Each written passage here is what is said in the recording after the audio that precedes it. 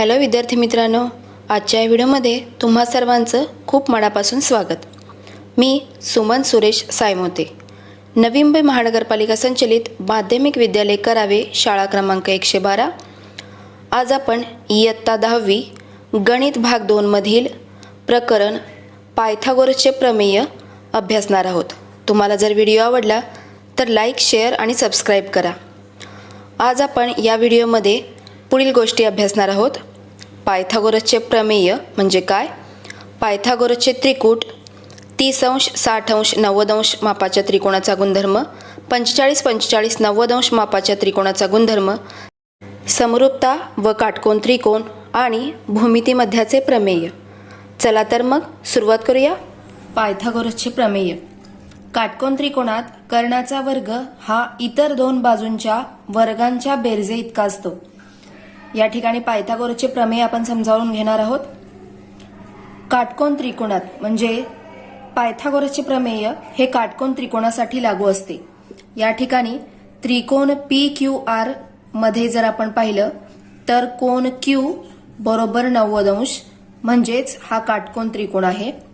या काटकोन त्रिकोणात कर्ण म्हणजेच काटकोणासमोरची बाजू, कर्णाचा वर्ग म्हणजेच PR चा वर्ग बरोबर उरलेल्या दोन बाजूंच्या म्हणजेच PQ चा वर्ग अधिक QR चा वर्ग, हे आपलं सूत्र तयार होतं। म्हणजेच काटकोन त्रिकोणामध्ये कर्णाचा वर्ग हा उरलेल्या दोन बाजूंच्या वर्गाच्या बेरजे इतका असतो। हे प्रमेय पायथागोरस यांनी सिद्ध केलेलं आहे। यानंतर आपण पायथागोरसचे त्रिकूट म्हणजे काय ते पाहूया। नैसर्गिक संख्यांच्या त्रिकुटामध्ये जर एका संख्येचा वर्ग हा इतर दोन संख्यांच्या वर्गाच्या बेरजे इतका असेल तर त्याला पायथागोरसचे त्रिकूट म्हणतात। एका उदाहरणाद्वारे आपण हे समजून घेऊया। उदाहरणार्थ 5, 12 आणि 13 या संख्या दिलेल्या आहेत। तीन संख्यांच्या समूहाला आपण त्रिकूट असे म्हणतो। आता हे पायथागोरसचे त्रिकूट आहे की नाही हे तपासण्यासाठी सुरुवातीला मोठ्या संख्येचा वर्ग आपल्याला करावा लागेल। 5, 12, 13 यामध्ये मोठी संख्या 13 आहे। मोठ्या संख्येचा वर्ग आपण करूया। संख्येचा वर्ग बरोबर 13 चा वर्ग आणि 13 चा वर्ग आहे 169। त्यानंतर इतर दोन बाजूंच्या वर्गाची बेरीज, इतर म्हणजे उरलेल्या दोन बाजू, इतर दोन बाजूंच्या वर्गाची बेरीज आपण करणार आहोत। बाजूंच्या वर्गाची बेरीज। आता या इतर दोन बाजू कोणत्या आहेत तर 5 आणि 12 म्हणजे 5 चा वर्ग अधिक 12 चा वर्ग। 5 चा वर्ग केल्यानंतर 25 आणि 12 चा वर्ग केल्यानंतर 144। दोघांची बेरीज करूया। 5 आणि 4 9, 4 आणि 2 6 आणि 1 169 मिळतं। म्हणजेच 13 चा वर्ग हा 5 चा वर्ग अधिक 12 चा वर्ग समान आहे। म्हणून 13, 12 आणि 5 किंवा 5, 12, 13 हे पायथागोरसचे त्रिकूट आहे असं आपण म्हणू शकतो। पायथागोरसचे त्रिकूट असण्यासाठीची अट काय आहे तर मोठ्या बाजूचा वर्ग हा इतर दोन बाजूंच्या वर्गाच्या बेरजे इतका असणे आवश्यक आहे। पण आणखी एक उदाहरण घेऊन पाहूया।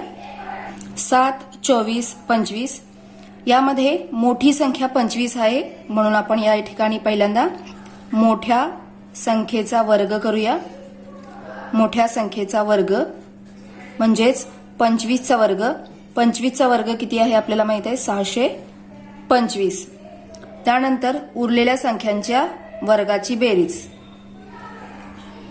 उरलेल्या संख्यांच्या वर्गाची बेरीज। उरलेल्या संख्या कोणत्या आहेत 7 आणि 24 यांच्या वर्गाची बेरीज करूया। 7 चा वर्ग 49 आणि 24 चा वर्ग 576। आता यांची बेरीज करूया। 49 अधिक 576 9 आणि 6 15, 7 आणि 4 11 आणि 12 6 म्हणजे 625 आले। म्हणजेच 25 चा वर्ग बरोबर 7 चा वर्ग अधिक 24 चा वर्ग हे समान आहे। म्हणजेच 7 24 आणि 25 हे पायथागोरसचे त्रिकूट आहे असं आपण म्हणू शकतो. जर आपल्याला या मोठ्या संख्येचा वर्ग इतर दोन संख्यांच्या वर्गाच्या बेरजे इतका मिळाला नाही तर ते पायथागोरसचे त्रिकूट नाही असं आपण म्हणू शकतो. यानंतर मागील इयत्तेत अभ्यासलेले 30 अंश 60 अंश 90 अंश मापाचे प्रमेय आता आपण अभ्यासणार आहोत. कोणांची मापे 30 अंश 60 अंश 90 अंश असणाऱ्या त्रिकोणाचा गुणधर्म. काटकोन त्रिकोणाचे लघुकोन 30 अंश व 60 अंश असतील तर 30 अंश कोणासमोरील बाजू कर्णाच्या निम्मी असते व 60 अंश कोणासमोरील बाजू कर्णाच्या वर्गमुळात 3/2 पट असते. या ठिकाणी काटकोन त्रिकोणाचे म्हणजे दिलेला त्रिकोण जर काटकोन त्रिकोण असेल तर त्यातला एक कोन 90 अंशाचा असेल. उदाहरणार्थ आकृतीमध्ये कोन M बरोबर 90 अंश, त्याचे उरलेले लघुकोन 30 अंशाचे म्हणजे या ठिकाणी कोन L बरोबर 30 अंश आणि कोन N बरोबर 60 अंश. अशी जर त्यांची माप असतील तर 30 अंश कोणासमोरील बाजू 30 अंश कोणासमोरील बाजू ही कर्णाच्या निम्मी असते. कोणासमोरील बाजू बरोबर 1/2 गुणिले कर्ण, कर्णाच्या निम्मी म्हणजेच 1/2 गुणिले कर्ण. आता आकृतीमध्ये 30 अंश कोणासमोरील बाजू म्हणजे L या कोणासमोरची बाजू आहे MN, म्हणून आपण इथं MN लिहूया. बरोबर 1/2 गुणिले कर्ण, आकृतीमध्ये काटकोणाच्या समोरची बाजू म्हणजे कर्ण, या ठिकाणी LN हा कर्ण आहे. हे सूत्र तयार होतं. त्यानंतर 60 अंश कोणासमोरील बाजू 60 अंश कोणासमोरील बाजू ही कर्णाच्या वर्गमुळात 3/2 पट असते म्हणजेच वर्गमुळात 3/2 गुणिले कर्ण हा गुणधर्म आहे. 60 अंश कोन म्हणजे N च्या समोरची बाजू LM आहे म्हणून आपण इथे लिहूया LM बरोबर वर्गमुळात 3/2 गुणिले कर्ण LN. हे आणखी एक सूत्र तयार होतं. म्हणजेच त्रिकोणाचे 3 कोन 30 अंश 60 अंश 90 अंश असे असतील तर 30 अंश कोणासमोरील बाजू कर्णाच्या निम्मी असते आणि 60 अंश कोणासमोरची बाजू कर्णाच्या वर्गमुळात 3/2 पट असते. हा गुणधर्म इथे आहे. यावर आधारित उदाहरणे आपल्याला सोडवायची आहेत, त्यामुळे हा गुणधर्म लक्षात ठेवा. यानंतर अशाच प्रकारचा आणखी एक गुणधर्म 45 अंश 45 अंश 90 अंश मापे असणाऱ्या त्रिकोणाचा गुणधर्म. काटकोन त्रिकोणाचे लघुकोन 45 अंश व 45 अंश मापाचे असतील तर काटकोन करणारी प्रत्येक बाजू ही कर्णाच्या 1/2 पट असते. या ठिकाणी काटकोन त्रिकोणाचे म्हणजे दिलेला त्रिकोण काटकोन असेल तर त्यातला एक कोन 90 अंशाचा असतो. या ठिकाणी कोन X हा 90 अंशाचा कोन आहे आणि उरलेले लघुकोन म्हणजे कोन Z हा 45 अंशाचा आहे आणि कोन Y हा 45 अंशाचा आहे. जर त्रिकोणाचे 2 कोन समान असतील तर त्याला आपण समद्विभुज त्रिकोण म्हणतो आणि त्याच्या कोणालगतच्या बाजू सुद्धा एकरूप असतात म्हणजे XY आणि XZ यांची मापे समान असतील. या ठिकाणी काटकोन करणारी प्रत्येक बाजू काटकोन करणारी बाजू म्हणजे XY आणि XZ म्हणून आपण इथे लिहूया XY बरोबर XZ ही कर्णाच्या 1/2 म्हणजे 1/2 गुणिले कर्ण. या ठिकाणी काटकोणासमोरची बाजू कर्ण म्हणजे YZ किंवा ZY. अशा प्रकारचं आपलं सूत्र तयार होईल. जर आपल्याला XY किंवा XZचं माप काढायचं असेल तर 1/2 गुणिले कर्ण हे सूत्र आपण लिहू शकतो. म्हणजेच 45 अंश 45 अंश 90 अंश मापे असणाऱ्या त्रिकोणामध्ये 45 अंश कोणासमोरची बाजू किंवा काटकोन करणारी बाजू कर्णाच्या 1/2 पट असते. हे सूत्र आपल्याला या ठिकाणी मिळते आणि या सूत्रावर आधारित उदाहरणं आपल्याला सोडवायची आहेत. त्रिकोणाच्या 3 बाजूंपैकी एक बाजू माहित असेल तर उरलेल्या 2 बाजू आपण या सूत्राने काढू शकतो. आता आपण एक प्रमेय पाहूया. समरूपता आणि काटकोन त्रिकोण. हा प्रमेय तुम्हाला परीक्षेला विचारला जाणार नाही पण याचा उपयोग आपल्याला सिद्धता सिद्ध करण्यासाठी किंवा उदाहरणं सोडवण्यासाठी होणार आहे. प्रमेय. काटकोन त्रिकोणात कर्णावर टाकलेल्या शिरोलंबामुळे जे त्रिकोण तयार होतात ते मूळ काटकोन त्रिकोणाशी व परस्परांशी समरूप असतात. आता आपण याच्यावर आधारित पक्ष, साध्य आणि सिद्धता लिहिणार आहे. त्यासाठी काटकोन त्रिकोणात म्हणून काटकोन त्रिकोणाची आकृती काढलेली आहे. त्रिकोण ABC हा काटकोन त्रिकोण आहे, म्हणून याच्यामध्ये कोन B बरोबर 90 अंश काटकोन त्रिकोणात. आता या ठिकाणी कर्णावर काढलेला शिरोलंब म्हणजेच AC हा कर्ण आहे, B मधून शिरोलंब काढलेला आहे म्हणजेच रेख BD लंब रेख AC असं आपण म्हणू शकतो. रेख BD लंब रेख AC कर्णावर काढलेला शिरोलंब, त्यामुळे ADC दरम्यानता होईल. त्यानंतर आपल्याला साध्य करायचं काय आहे, तर या शिरोलंबामुळे जे त्रिकोण तयार होतात, आता हा शिरोलंब काढल्यामुळे 2 त्रिकोण तयार झाले, हा ADB आणि हा BDC, आणि मूळ त्रिकोण म्हणजे त्रिकोण ABC हे परस्परांशी आणि मूळ त्रिकोणाशी समरूप असतात. म्हणजेच आता तयार होणारा ADB त्रिकोण ADB दुसरा त्रिकोण BDC हे समरूप असतील, म्हणजे आपण इथे लिहूया ADB समरूप त्रिकोण BDC. त्यानंतर हा BDC त्रिकोण BDC हा मूळ त्रिकोणाशी म्हणजे त्रिकोण ABC शी समरूप असेल. तसेच ADB हा ABC शी समरूप असेल. म्हणजे आपल्याला हे 3 सिद्धता या ठिकाणी सिद्ध करायच्या आहेत. सिद्धता लिहूया आपण. आपल्याला बाजूंची मापं माहित नाहीत, त्यामुळे बाजू प्रमाणात घेऊन आपण सिद्धता सिद्ध करू शकणार नाही. म्हणजेच बाबा किंवा बाकोबा कसोटी इथे वापरता येणार नाही. हे सिद्ध करण्यासाठी आपल्याला को कसोटीचा वापर करावा लागेल. आपण पहिली एक जोडी घेऊया. त्रिकोण ADB आणि मोठा त्रिकोण ABC. त्रिकोण ADB व त्रिकोण ABC मध्ये आता या 2 त्रिकोणामध्ये काय काय समान आहे ते पाहूया. कोन ADB म्हणजे हा छोटा त्रिकोण, मी याला स्केच पेननी डार्क करते म्हणजे लक्षात येईल. हा ADB आणि हा मोठा त्रिकोण ABC. तर या 2 त्रिकोणामध्ये जर आपण पाहिलं तर कोन A हा सामायिक आहे, तो ABC मध्ये पण येतो आणि ADB मध्ये पण येतो. म्हणून आपण इथे लिहूया कोन DAB एकरूप कोन BAC, आणि इथं कारण आपण लिहिणार आहोत सामायिक कोन. त्यानंतर आपण याचं निरीक्षण केलं तर कोन B हा ABC मध्ये काटकोन आहे आणि ADB मध्ये कोन D हा काटकोन आहे. म्हणून कोन ADB एकरूप कोन ABC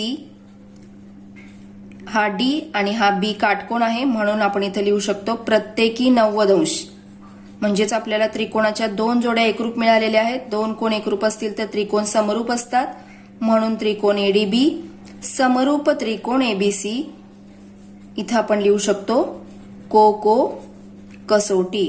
या ठिकाणी आपलं एक साध्य सिद्ध होईल. इथं आपल्याला ADB आणि ABC समरूप मिळालेले आहेत. त्यानंतर दुसरी सिद्धता, त्यासाठी आपण दुसरा त्रिकोण घेऊया. हा छोटा त्रिकोण BDC आणि पुन्हा मोठा त्रिकोण आपण घेऊया त्रिकोण ABC मध्ये. आता या 2 त्रिकोणामध्ये जर आपण पाहिलं तर BDC मध्ये C हा कोण येतो आणि ABC मध्ये सुद्धा C हा सामायिक कोण येतो. म्हणून आपण इथे लिहूया कोन BCD एकरूप कोन ACB. या ठिकाणी CC हा सामायिक कोण आहे, म्हणून आपण एकरूप लिहिले. सामायिक कोण एकरूप असतात. त्यानंतर दुसरं विधान बघितलं आपण तर कोन D आणि कोन B हे दोन्ही काटकोन आहेत, म्हणून आपण इथे लिहूया कोन BDC एकरूप कोन ABC. इथं आपण कारण लिहू शकतो प्रत्येकी 90 अंश, कारण हे दोन्ही काटकोन आहेत. या ठिकाणी 2 कोण एकरूप मिळाले म्हणजे त्रिकोण समरूप आहेत, म्हणून त्रिकोण BDC समरूप त्रिकोण ABC. इथं कारण लिहू शकतो आपण को कसोटी. म्हणजेच या ठिकाणी आणखी एक साध्य सिद्ध झालं, BDC आणि ABC. आता तिसरं आहे त्रिकोण ADB आणि BDC. पहिली आपण समीकरण जर आपलं तयार झालेलं पाहिलं किंवा पहिली सिद्धता जर पाहिली तर ADB हा ABCशी एकरूप आहे, BDC हा सुद्धा ABCशी एकरूप आहे.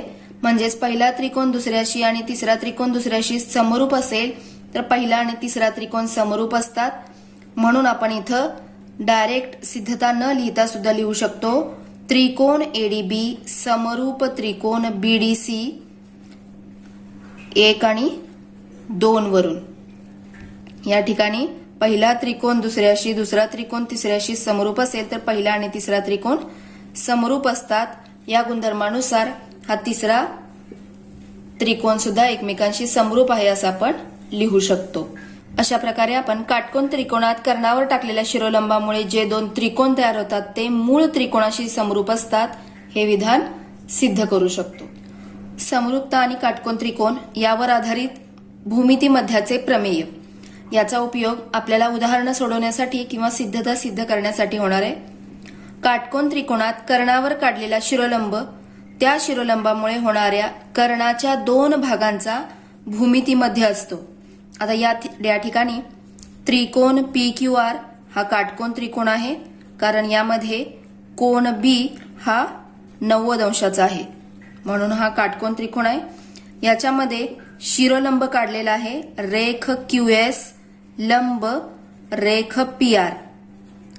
QS मधून PR वर लंब काढलेला आहे, हा शिरोलंब इथं दिसतोय. तर याच्यामध्ये या शिरोलंबामुळे म्हणजेच QS मुळे कर्णाचे दोन भाग झालेले आहेत. कोणते दोन भाग झालेले आहेत? PS आणि SR. तर या दोन भागांचा भूमितीमध्ये असतो. हे जर आपण सिद्ध करायचं ठरवलं तर आत्ताच आपण समरूपतेच्या गुणधर्मामध्ये बघितलं की तयार होणारे हे दोन त्रिकोण मूळ त्रिकोणाशी समरूप असतात. म्हणजेच त्रिकोण QSR समरूप त्रिकोण PSQ. आत्ताच आपण काटकोन त्रिकोणाची सिद्धता पाहिली. त्याच्यामध्ये याच्या बाजू प्रमाणात घेऊया आपण QS छेद PS बरोबर SR छेद QS. तिसरी बाजू QR छेद PQ. या तिसऱ्या बाजूची आवश्यकता आपल्याला नाहीये. भूमितीमध्येचं प्रमेय सिद्ध करण्यासाठी एवढंच हवंय. तिरकस गुणाकार करूया. QS चा वर्ग बरोबर PS गुणिले SR, किंवा जर वर्गमूळ काढलं तर आपल्याला मिळेल QS बरोबर वर्गमुळात PS गुणिले SR, आणि यालाच भूमितीमध्याचे प्रमेय असे म्हणतात. या ठिकाणी शिरोलंब QS याचा वर्ग हा PS गुणिले SR यांच्या गुणाकारा इतका असतो. म्हणजेच QS चा वर्ग बरोबर PS गुणिले SR किंवा QS बरोबर वर्गमुळात PS गुणिले SR. या गुणधर्माचा उपयोग आपल्याला उदाहरणे सोडवण्यासाठी होणार आहे, त्यामुळे याचा सराव करा. आजच्या या व्हिडिओमध्ये आपण पायथागोरसचे प्रमेय म्हणजे काय, पायथागोरसची त्रिकुटे कशी आहेत, त्यानंतर 30 अंश 60 अंश 90 अंश मापाचे प्रमेय, 45 अंश 45 अंश 90 मापाचे प्रमेय, समरूपता आणि काटकोन त्रिकोण व भूमितीमध्याचे प्रमेय याचा अभ्यास केला. धन्यवाद.